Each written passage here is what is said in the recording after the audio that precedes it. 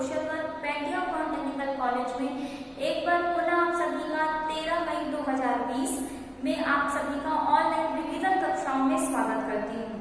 और जिस प्रकार से आप यह देख रहे हैं कि जो एक घटना चक्र है कोविड-19 का वो काफी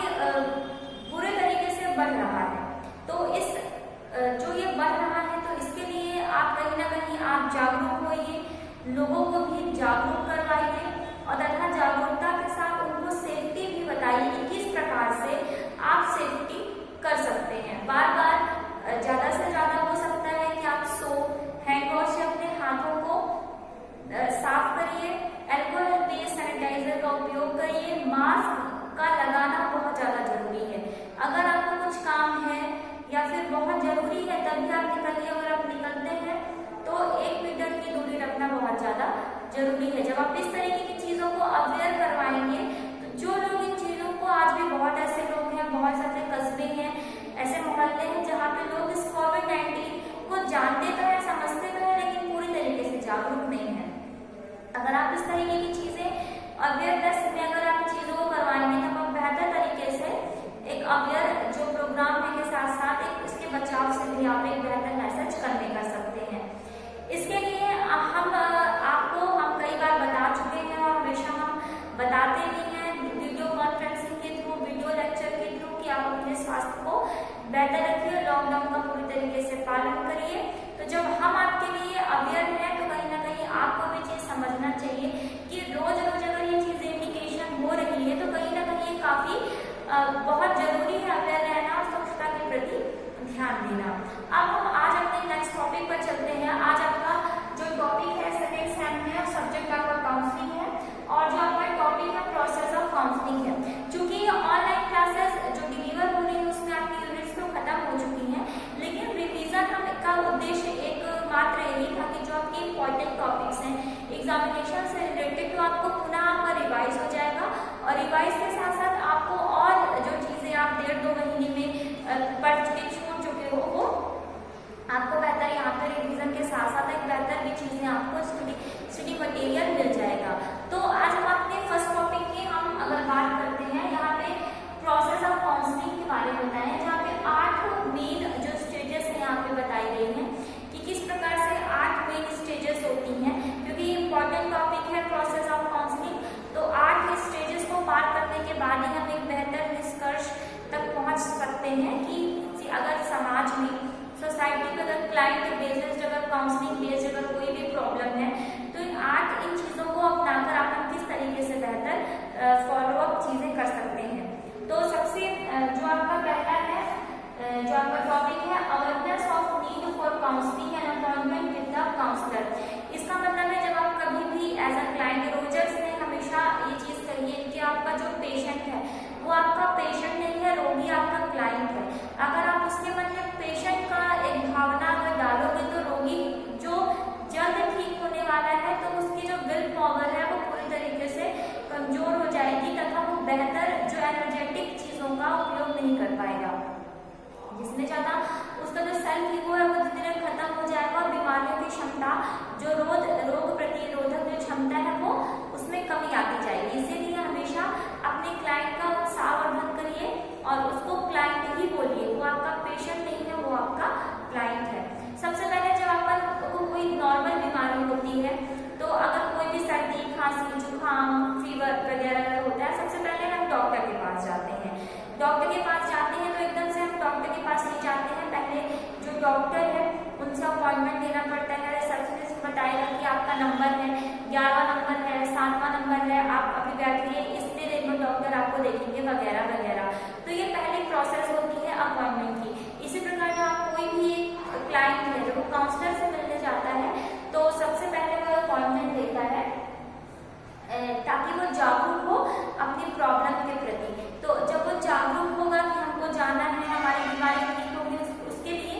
जागरूक होना बहुत ज्यादा जरूरी है। जैसे कभी कभी अपन को जो छोटी सी बीमारी होती है तो अपन डॉक्टर का नाम सुन के डर जाते हैं, डॉक्टर कहीं कुछ दूसरी बीमारी हमें बता देगा, फिर हमको काफी दिक्कतों का सामना करना पड़ेगा वगैरह वगैरह। तो इस तरीके से घबराना नहीं चाहिए, बल्कि एक अवेयर होना चाहिए कि अगर आपको ठीक होना है तो आपको डॉक्टर से ही मिलकर ये सारी चीजें ठीक हो पाएंगी। दूसरे में है प्री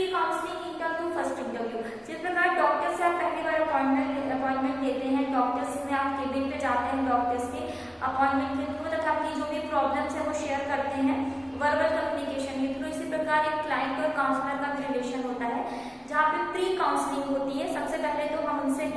अपने काउंसलर से मिलेंगे। क्लाइंट और काउंसलर का जो रिलेशन होता है, फर्स्ट इंटरेक्शन होता है, वो प्री काउंसलिंग फर्स्ट इंटरव्यू में होता है, जहाँ पे जो काउंसलर है वो क्लाइंट को बेहतर तरीके से समझ पाता है और सुन पाता है, तथा वो और बहुत सारी जो कारण संबंधी चीजें उसके मन में घूमती रहती है, तो वो क्लाइंट से मिलकर बहुत सारी चीजों को, कारण संबंधी चीजों को ही सॉल्व कर लेता है। फिर दूसरा है डेवलपमेंट ऑफ काउंसलिंग रिलेशनशिप। सबसे जरूरी होता है काउंसलिंग और जो काउंसलिंग के थ्रू काउंसलर और जो भी आपका क्लाइंट है उसके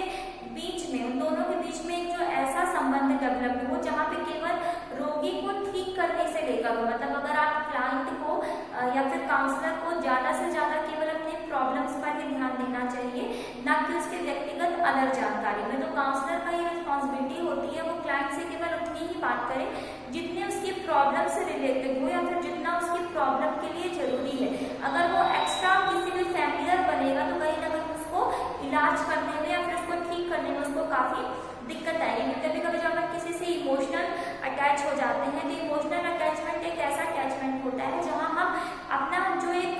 कंसंट्रेशन है उसको हम भूल करके हम दूसरी चीजों में हमारा दिमाग चला जाता है। तो इसीलिए बहुत अहम चीज होती है कि काउंसलर और जो क्लाइंट के बीच में जो रिलेशन डेवलप्ड होता है केवल प्रॉब्लम से ही रिलेटेड हो, और काउंसलर और क्लाइंट को भी चीज समझना पड़ेगा ये हमारा क्लाइंट है जिसमें हमारा हम एक उद्देश्य के साथ काम कर रहे हैं और हमारा उद्देश्य उसको जल्दी से जल्दी ठीक करवाना। तीसरे में है identify specific goals of counselling. जो अगर हम चौथे यहाँ पे हम बात करें तो सबसे जरूरी है काउंसलर को आइडेंटिफाई करना पड़ेगा कि पीछे का कारण क्या है और इन कारण को, प्रॉब्लम के पीछे का कारण क्या है। तो अगर हम कारण संबंधी चीजों के बारे में जान पाएंगे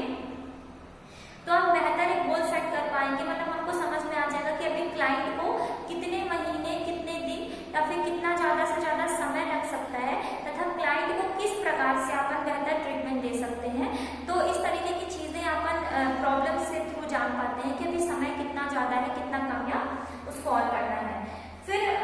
यहाँ पे है development of implementation of preparation for goals realisation. सबसे जरूरी होता है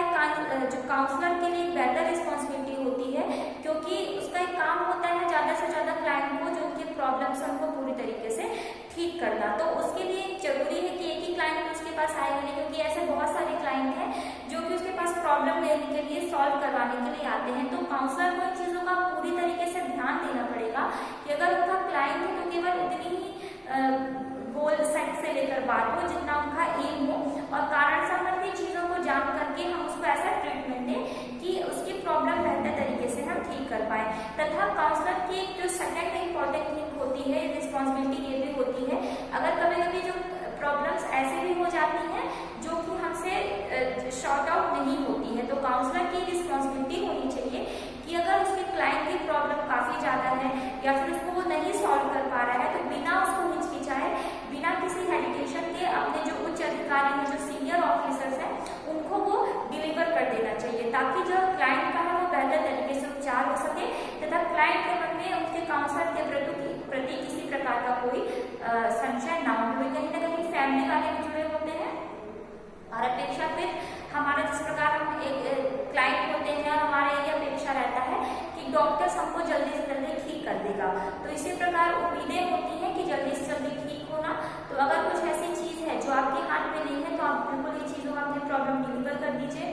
अपने सीनियर ऑफिसर्स को, ताकि आप और जो क्लाइंट है उसमें आप बेहतर तरीके से प्रॉब्लम को सॉर्ट आउट कर सकें।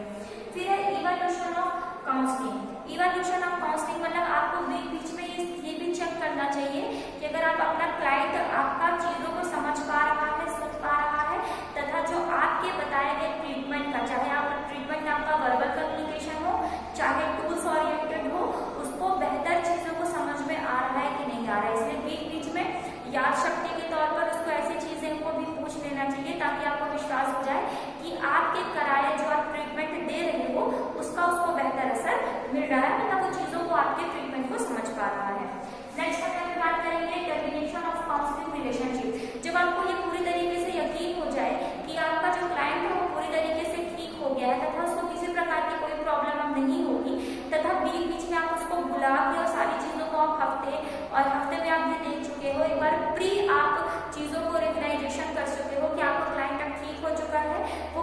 काफी बेहतर है, वो अब चीजों को कंसंट्रेशन कर चुका है, जो भी उसकी प्रॉब्लम थी वो खत्म हो चुकी है। तो आपको जो टर्मिनेशन मतलब आप उसको अब विदा के लिए आपको एक रिलेशन मेंटेन करना पड़ेगा, उसको समझाना पड़ेगा कि जो उनका और आप जो आपका साथ का केवल प्रॉब्लम बेसिकली का था, और प्रॉब्लम शॉर्ट आउट होने के बाद अब आप घर पे रहिए और स्वस्थ रहिए। तो कोई भी दिक्कत है आप काउंसलर क्लाइंट जो है वो काउंसलर से पूछ सकता है, और फिर इसके बाद आप टर्मिनेशन कीजिए ताकि जो नेक्स्ट क्लाइंट है वो आपके उसका आपको बेहतर तरीके से प्रॉब्लम को ट्रीट कर सके, क्योंकि काउंसलर की भी रिस्पॉन्सिबिलिटी होती है कि ज्यादातर समय आप एक ही क्लाइंट के थ्रू दोगे, तो हो सकता है जो अगले वाला क्लाइंट है उसके मन में किसी प्रकार का संशय हो और वो आपसे थोड़ा सा हिचकिचाए। तो इसीलिए इन बातों का भी ध्यान देना पड़ेगा कि हमको प्रॉब्लम तो बहुत सारी होगी और प्रॉब्लम को हमको किस तरीके से निपटाना है ये रिस्पॉन्सिबिलिटी काउंसलर की होगी। फिर जो आपका लास्ट स्टेज है वो है फॉलोअप। फॉलोअप काउंसलिंग की लास्ट प्रोसेस होती है। जिस प्रकार काउंसलर सेटिस्फाइड होता है कि हमारे द्वारा जो क्लाइंट है वो पूरी तरीके से ठीक हो गया है, तो बीच में हर 3 महीने में, 15 दिन में, 6 महीने में, 2 महीने में हम उससे बात करते हैं, उसके फैमिली वालों से बात करते हैं, तथा अगर जरूरत हो तो उसके हम घर भी जाकर उसको हम एक बार आप फिर से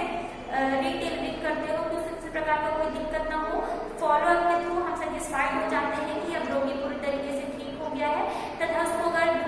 दोबारा ट्रीटमेंट की जरूरत नहीं है तो फॉलोअप भी बहुत बेहतर जरिया होता है कि आपके द्वारा जो प्रॉब्लम है दोबारा तो क्रिएट नहीं हो रही है, अगर हो रही है तो फिर से आप अपने हिसाब से उसको शॉर्ट आउट कर सकते हो। तो इसी प्रोसेस के जरिए एक जो काउंसलर और क्लाइंट के थ्रू एक बेहतर रिलेशन मेंटेन होता है, और कुछ चीजों को हमको ध्यान में रखते हुए अपनी प्रॉब्लम को शॉर्ट आउट के साथ साथ हम जो बेहतर क्लाइंट को जो एक सिनेरियो है वो प्रोवाइड करवा सकते हैं। तथा आज आप इस लेक्चर में जो आपको इम्पोर्टेंट टॉपिक है प्रोसेस ऑफ काउंसलिंग समझ पाए होंगे। अगर आपको किसी प्रकार का कोई डाउट्स है तो निर्धारित समय 3 से 5 के बीच में आप पूछ सकते हैं। तब तक के लिए घर पर रहिए, स्वस्थ रहिए और लॉकडाउन का पूरी तरीके से पालन करिए। अगले नेक्स्ट टर्म में हम आपसे फिर